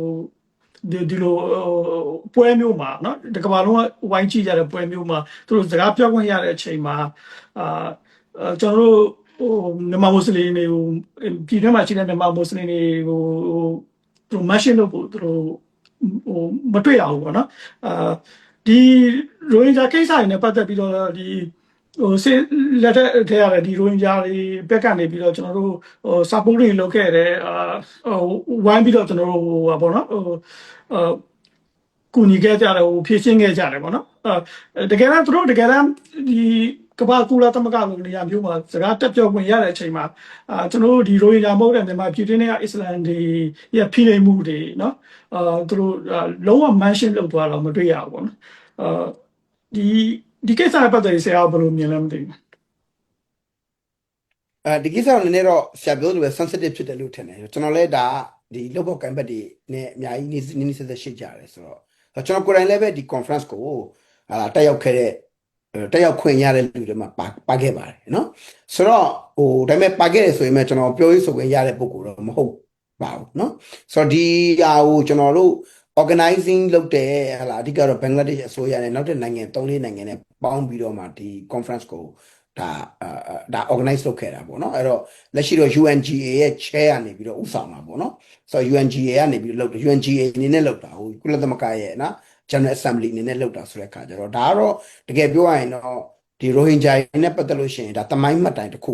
ပဲပေါ့နော်ဆိုတော့ဒါကတော့ကျွန်တော်ပထမဆုံးကျွန်တော်ပြောချင်တာပေါ့ဒါသမိုင်းမှတ်တိုင်တစ်ခုပဲဒီမှာလည်းပဲကျွန်တော်တို့Rohingya တွေသူတို့ရဲ့အခြေအနေနဲ့ပတ်သက်ပြီးတော့သူတို့ဒါတင်ပြနိုင်ခဲ့တာတော့လေကျွန်တော်လေးဒါလည်းပဲထိထိကြကြအောင်နိုင်ငံတကာပို့ပြီးတော့မှကုလသမဂ္ဂရဲ့တကယ် GA ပေါ့ General Assembly ဆိုတဲ့နေရာကြီးမှာတို့ဒါတင်ပြခွင့်ရတာဆိုတော့ဒါတော်တော်ကြီးမားတဲ့အခွင့်အရေးကြီးပဲပေါ့နော်ဒါပေမဲ့ကျွန်တော်စိတ်တော်တော်လေးကျွန်တော်လည်းပဲသတိပြုမိတယ်ဘာဖြစ်လဲဆိုတော့ဒီကျွန်တော်တို့ဒီ talking point ပေါ့နော် talking point ပြောမလားပေါ့နော်ဒီ Rohingya တင်ပြသွားတဲ့ပုံကိုယ်တွေမှာတချို့လဲခေါင်းဆောင်ပိုင်းတွေပါတယ်တချို့လဲလူငယ်ပိုင်းတွေပါတယ်ပေါ့နော်ဆိုတော့အဲ့ပုံကိုယ်တွေအားလုံးတင်ပြသွားတဲ့နေရာမှာသူတို့ကဒီ Rohingya only focus လုပ်တာကိုကျွန်တော်တွေ့ရတယ်ပေါ့ဒါပေမဲ့ဒီခေါင်းစဉ်မှာ Rohingyas and other minorities ဆိုတာလေ other minorities ဆိုကျွန်တော်နားလေတာပေါ့နော်သူတို့ကတော့ဒီ UNGA ကခုနကတော့ဟာလာ chair နဲ့ team နဲ့သူတို့ဘယ်လို meeting တွေဖြစ်ခဲ့တယ်လဲကျွန်တော်မသိဘူးနော်ဆိုတော့ကျွန်တော်နားလေတာဒီမှာပြောတဲ့ other minorities ဆိုတာကအခြားခုနကျွန်တော်ပြောခဲ့တဲ့ marginalized minority တွေဖယ်ကျင်ခံထားရတဲ့လူတွေနဲ့ပတ်သက်ပြီးတော့ issue လို့ပြောတာအဲ့တော့ရှင်းဖို့ရင်တော့အဲ့လို issue နဲ့ပတ်သက်ပြီးတော့ other minority ဆိုကချင်ကရားတွေကိုပြောနေရမဟုတ်ဘူးသူတို့က marginalized တွေမဟုတ်ဘူးသူတို့ကဖယ်ကျင်ခံထားရတဲ့လူတွေမဟုတ်ဘူးနော်တကယ်ပြောရရင်တော့မြန်မာနိုင်ငံမှာခုနအသိသူတို့ပြောတဲ့135မျိုးထဲမှာအသိမပြုခြင်းမခံရဘဲနဲ့ဖယ်ကျင်ခံထားတဲ့လူအစုဝေးတွေကိုကျွန်တော်ပြောတယ်လို့ကျွန်တော်မြင်တယ်ဗျနော်ဆိုတော့ဒါပေမဲ့အဲ့ဒီလူတွေအတွက်တရားမှ space မရဘူးပေါ့ဗျာနော်ဆိုတော့ဘလို့ကျွန်တော်စီစဉ်ခဲ့တယ်လဲဆိုတော့ကျွန်တော်မပြောတတ်ဘူးသို့ပေမဲ့လို့ဒါပေမဲ့ရခဲ့တဲ့အချိန်မှာလည်းပဲပြောခွင့်ရတဲ့ပုံကိုယ်တွေကလည်းပဲဟုတ်ပြီရိုဟင်ဂျာတွေကတော့ဒါကတော့ကျွန်တော် site ဖြစ်နေပြီအခြားသောယုံကြည်ကိုးကွယ်မှုကိုအကြောင်းခံပြီးတော့religious freedom ပုံမှာမိမိရဲ့ကိုယ်ကွယ်ယုံကြည်မှုမိမိရဲ့လူမျိုးဖြစ်တည်မှုကြောင့်နိုင်ငံသားနဲ့ပတ်သက်ပြီးတော့အကန့်အသတ်ခံရတာတွေသူတို့ရဲ့ယက်တီမှုတွေနဲ့ပတ်သက်လှုပ်ဆောင်ခဲ့ရတဲ့ပတ်သက်ပြီးတော့လဲရခိုင်ဒေသအာရကန်ဒေသမှာသာမကတပြည်လုံးမှာလည်းဒီလိုလူတွေဟာအခွင့်အရေးတွေဆုံးရှုံးနေပါတယ်ဒါနဲ့ပတ်သက်ပြီးတော့လဲဒီအစည်းအဝေးကနေပြီးတော့စဉ်းစားပေးမဲ့ recommendation တွေနဲ့ဖြည့်သွင်းပြီးတော့မှတစ်ပိုက်လောက်2မိနစ်လောက်3မိနစ်လောက်ထည့်ပြီးပြောပေးရမယ်ဆိုတော့idea သူတို့မရတာလားကျွန်တော်မသိဘူးပေါ့ဗျာနော်ဆိုတော့ကျွန်တော်အတွေ့အကြုံရှိခဲ့တယ်ပေါ့နော်ကျွန်တော်အတွေ့အကြုံရှိခဲ့တယ်ကျွန်တော်လူခွင့်ရေးကောင်စီမှာ2015 UPR နဲ့ပတ်သက်ပြီးတော့ကျွန်တော်တို့UPR မှာကျွန်တော် second cycle မှာကျွန်တော်စကားပြောခွင့်ရတဲ့ခါကျတော့ကျွန်တော်ပြောရမယ့် topic ကကျွန်တော်9မိနစ်ရတယ်ပေါ့နော်9မိနစ်ရတယ်ပေါ့9မိနစ်စကားပြောခွင့်ရတဲ့အချိန်မှာဒါတမိုင်းတစ်ခုကျွန်တော်ပြော9မိနစ်ရတဲ့အချိန်မှာကျွန်တော် in general religious freedom ကြောင့်လူတွေဘလို့ stateless ဖြစ်နေတယ်လေတပြည်လုံးတိုင်းတာနဲ့အဲ့မှာရိုဟင်ဂျာတွေအတွက်ကျွန်တော်3မိနစ်အချိန်ပေးပြီးတော့9ကျွန်တော်ရဲ့9မိနစ်မှာ3မိနစ်ကိုကျွန်တော်အချိန်ပေးပြီးကျွန်တော်ပြောခဲ့တယ်ပေါ့ဗျာနော်ဆိုတော့ဒါဒါကတော့တမိုင်းတစ်ခုပေါ့နော်ဆိုတော့ကျွန်တော်ပြောချင်တာကတော့ဒါပေမဲ့သူတို့လည်း intentionally ရောခြံခဲ့တယ်လို့တော့ကျွန်တော်မမြင်ဘူးသို့ပေမဲ့လို့မစင်စားကျွန်တော်တို့ဒီ other minority တွေကိုသူတို့ထက်စဉ်းစားမှုမရှိနေဘူးဆိုတာကိုကျွန်တော်သတိမူမိတယ်ပေါ့ဗျာနောက်ကဒီ talking point ကိုစဉ်းစားတဲ့အခါမှာလဲကျွန်တော်ဟုတ်ပြီ A% ကတော့ဒါတွေတော့အသေးစိတ်ပြောကြမလို့ပေါ့အချက်လက်အပြင်ဒါတွေတော့ပြောဖို့စဉ်းစားထားတယ် B% ကတော့ဒါတွေစဉ်းစားထားတယ်ပေါ့နော်C% ကတော့သူတို့မှာ talking point တွေကိုနည်းနည်းလေး close door နဲ့အနေနဲ့ဟာလားညှိနှိုင်းပြီးတော့မှဘယ် issue လေးတော့ပါတဲ့တယ်လေလို့ညှိနှိုင်းတာမျိုးလဲကျွန်တော်တို့မတွေ့ရဘူးပေါ့နော်ဆိုတော့ကျွန်တော်လည်းပဲconference တက်လို့ဖိတ်ကြားခြင်းခံရလို့ဒါတော့ပြီးတက်တာမြည်သည့် pre-meeting မှာမှကျွန်တော်ပါခဲ့တာမရှိဘူးဆိုတော့conference တက်ခွင့်ရတာနဲ့လည်းမစိုးပါဘူးကျွန်တော်ဒါကတော့သို့တော့ကျွန်တော်အနေနဲ့ကတော့ဒီလိုတော့မြင်တာကတော့သူတို့တွေစဉ်းစားချက်ထဲမှာ other minorities တွေကိုခေါင်းနဲ့ရှိမနေဘူးဆိုတော့ကျွန်တော်သတိပြုမိတယ်ဟုတ်ကဲ့ကျွန်တော်တို့အဲ့ဒါကခဏဆက်ကျွန်တော်နည်းနည်းဖြတ်လိုက်ချင်တယ်အဲ့ဒါကကျွန်တော်တို့ဘာနဲ့တော့တူရလဲဆိုတဲ့ခါကျတော့တချို့လူတွေကမိမိကိုယ်တိုင်လဲ exclusion ပေါ့နော်ဖယ်ချင်ခံရတဲ့အခါမှာဟလာဒီလိုမျိုးစိတ်တန်ရာတွေရှိတယ်ဗျာနော်မိမိကိုယ်တိုင် position တစ်ခုရောက်တဲ့အခါမှာလဲသူများကိုပါထည့်သွင်းစဉ်းစားတတ်တဲ့သူများတွေနစ်နာနေတဲ့သူတွေကိုပါ marginalize တွေကိုပါကို space ရတဲ့အချိန်မှာစဉ်းစားပေးတဲ့ nature ပြောမလားအတိပြောမလားအဲ့ဒါကျွန်တော်တို့မှာအားနေနေတယ်ကျွန်တော်တို့အားနေချက်ပဲလို့ကျွန်တော်မြင်တယ်ကျွန်တော်တို့အဲ့ဒီ awareness ကိုမပေးနိုင်ဘူးနော်ဆိုတော့ကျွန်တော်တို့ထာဝရဒီ Rohingya နဲ့ပတ်သက်ပြီးတော့ empathy ပေးခဲ့တယ် sympathy ပေးတယ်ကျွန်တော်တို့ stand for them solidarity လုပ်တယ်ကျွန်တော်တို့ space ရတိုင်းကျွန်တော်တို့အများတန်းဟွာလုပ်တယ်ဟာလားပြည်တွင်းမှာဗျာကျွန်တော်ဒါတမိုင်းရပြောရရင်ဒီတမိုင်းတွေကတော့ဒါတော့တနေ့တော့ပေါ်မှာပြည်တွင်းမှာဗျာတစ်ချိန်လုံးကရိုဟင်ဂျာလို့တော့ပြောလို့မရသေးတဲ့အချိန်မှာ awareness program တွေကိုကျွန်တော်တို့ဥဆောင်ပြီးလုပ်ခဲ့တယ်ဗျရိုဟင်ဂျာဆိုတာကိုပြည်တွင်းကအရက်ဖက်အဖွဲ့အစည်းရလူတွေသိလာဖို့နားလည်လာဖို့တဲ့ကျွန်တော်တို့လုပ်ခဲ့ပြီလေဆိုတော့ဒါကတော့ကျွန်တော်တို့ရဲ့သုံးသက်ချက်ပါကျွန်တော်အမြင်ကမှားရင်လည်းမှားမယ်ပေါ့သူတို့မှာဘာ challenges တွေဘာစိန်ခေါ်မှုတွေရှိလဲကျွန်တော်မသိဘူးဟလာ UNGA ရဲ့chair ရဲ့ဟလာ instruction တွေကဘာတွေရှိလဲကျွန်တော်လည်းမသိဘူးနော်ဆိုတော့ UN body ကလည်းဘယ်သူတွေကဒီကိစ္စကို leading လုပ်တာလဲဒီ secretary ရဲ့ပေါ့ကျွန်တော်ပြောတာဟုတ်ပြီ chair ကတော့တာဝန်ယူရတာပေါ့ဒါပေမဲ့အောက်ကအသေးစိတ်လှုပ်တယ်ဆိုတော့ team ရှိတယ်ဗျအသေးစိတ်လှုပ်တဲ့ team ကရောဘယ်သူတွေနဲ့ consultation လုပ်တာလဲဘယ်လိုလုပ်ခဲ့တာလဲအဲ့ဒါလည်းကျွန်တော်တို့မသိရဘူးပေါ့ဒါပေမဲ့ကျွန်တော်တို့ကတော့ရေပူရအပြင်အခုလို UN အနေနဲ့ဟာလာဘင်္ဂလားဒေ့ရှ်အစိုးရနဲ့အခြားနိုင်ငံတွေနဲ့ပူးပေါင်းပြီးတော့ဒီလိုတင်သွင်းလာတဲ့ဟာလာအဆိုကိုလက်ခံပြီးတော့ GA မှာဒီ Rohingyas and other minorities ဆိုပြီးတော့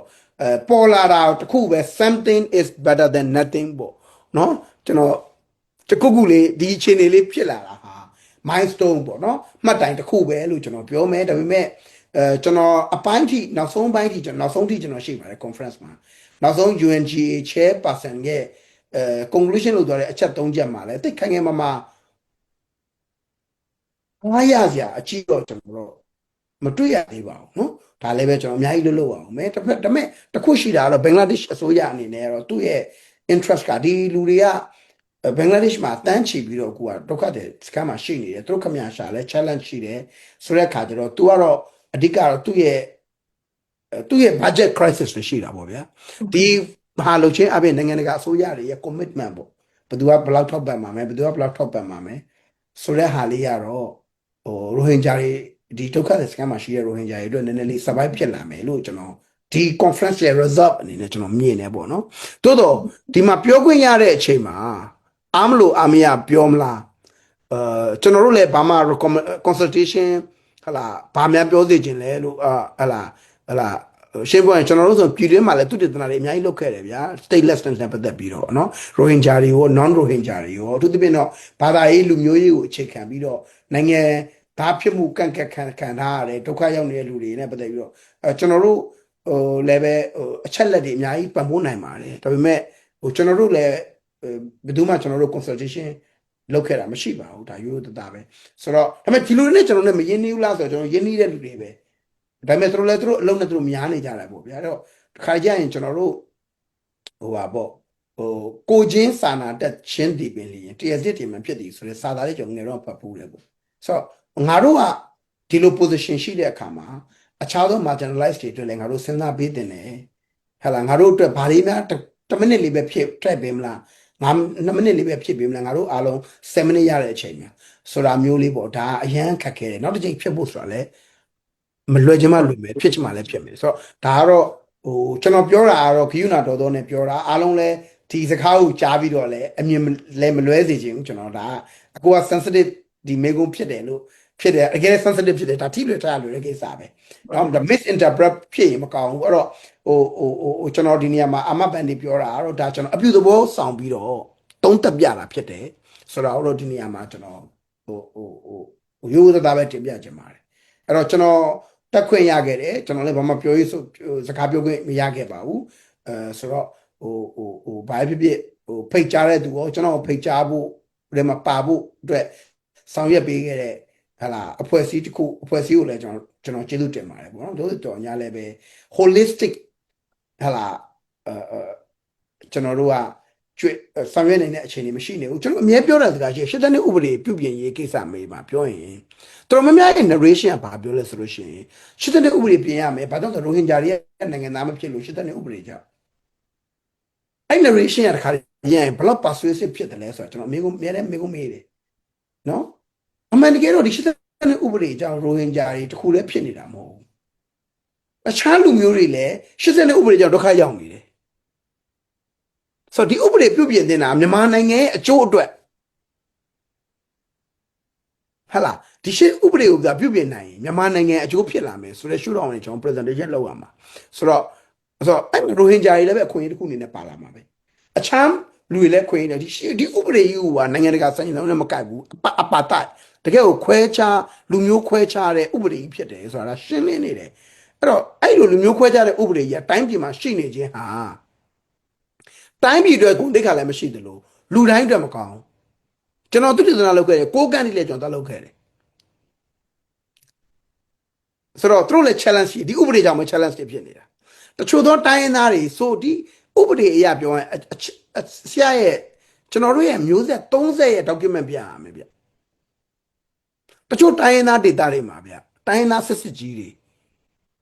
သူတို့မျိုးဆက်30အထောက်အထားပြနိုင်ပါမလားသူတို့မှာ education မရှိခဲ့ဘူးဟလာစစ်တွေဖြစ်နေတယ်ဗမာသူတို့ပစ္စည်းအိမ်နေဟလာဟိုပြောင်းဒီရွှေ့နေထိုင်နေရတယ်ဗမာထောက်ထားတွေစာရွက်စာတမ်းရှိမှာလဲဗျာအထောက်ထားဆိုစာရွက်စာတမ်းထောက်ထား paper document ကိုပြောနေတာအဲ့ဒီဥပဒေthat enforce လုပ်လို့ရှိရင်ဗျာမြန်မာနိုင်ငံမှာရှိတဲ့လူရဲ့68%ကနိုင်ငံမဲ့ဖြစ်မှာဗျာတကယ်အခုကွက်ပြီးတော့အကောင့်တွေပေါ်နေလို့သာမွတ်စလင်တွေကိုအကောင့်တွေပေါ်တယ်ရိုဟင်ဂျာတွေကိုအကောင့်တွေပေါ်တယ်သူတို့မကြိုက်တဲ့လူတွေကိုအကောင့်တွေပေါ်တယ်ကြိုက်တဲ့လူတွေကျန်လွတ်ပေးထားတဲ့ခါကျတော့နိုင်ငံသားကရတယ်တကယ်တမ်းသာအခုအကောင့်တွေပေါ်68%ကျွန်တော်ပြောရတယ်နိုင်ငံမဲ့ဖြစ်မှာဟုတ်လားဆိုတော့ကျွန်တော်တော့ခုနကတော့ဒါတော့ကျွဲကူးရေပါအနေနဲ့ဒါတော့အပြူသဘောဆောင်ပြီးတော့ကျွန်တော်ရဲ့အမြင်ကိုပြောတာဖြစ်ပါတယ်လို့နော်နစ်နာသူတွေကိုဆက်ဆောင်ရတော့ရိုဟင်ဂျာတွေအရေးကိစ္စနဲ့ပတ်သက်ပြီးတော့ကျွန်တော် voice လုပ်မှာပဲအခြားသော minorities အခြားသော marginalized တွေနဲ့ပတ်သက်ပြီးတော့ကျွန်တော်လုပ်မှာပဲပေါ့နော်ကျွန်တော်ဖြစ်ပြောချင်တာ UN ကိုယ်တိုင်က Rohingya and other minority လို့ပြောပြီး other minority ကိုဘာမှထည့်သူတို့ကမစင်းစားဘူးဆိုတာလေ even UN လည်းပဲဒါအဖြစ်ထည့်ထားတာလားဆိုတာကျွန်တော်မင်းကိုမေးရမလို့ဖြစ်နေနော်ဆိုတော့ဘယ်လိုမေးရမှာလဲဆိုတော့ question ကတော့အများကြီးပေါ့နော်ဆိုတော့အခုထိ transparent မဖြစ်ဘူးအခုထိကျွန်တော်တို့မှာဟာလာဘလိုဒီယာနဲ့ပတ်သက်ပြီးတော့လုပ်ခဲ့တာလဲဆိုတာမသိဘူးကျွန်တော်တို့လွန်ခဲ့တဲ့3လလောက်တည်းကရိုဟင်ဂျာနဲ့ပတ်သက်ပြီးတော့ဟာလာ conference လုပ်မယ်လို့ကြားနေရကိုရှိကိုဖိတ်စာရောက်လာတဲ့ဖိတ်ကြားခြင်း approve လုပ်တယ်ဆိုတဲ့အချိန်ကြတော့မှ other minorities ဆိုတာပါမယ်ကိုသိလဲသိပြီးတော့ဟာလာဘာ consultation မရဘူးပေါ့ဗျာနော်ကျွန်တော်ရမှာမဟုတ်ပါဘူးအခြားလူတွေလည်းရလားဆိုတော့လည်းကျွန်တော်မေးစုံစမ်းကြည့်လို့လည်းဘယ်သူမှလည်းမရကြဘူး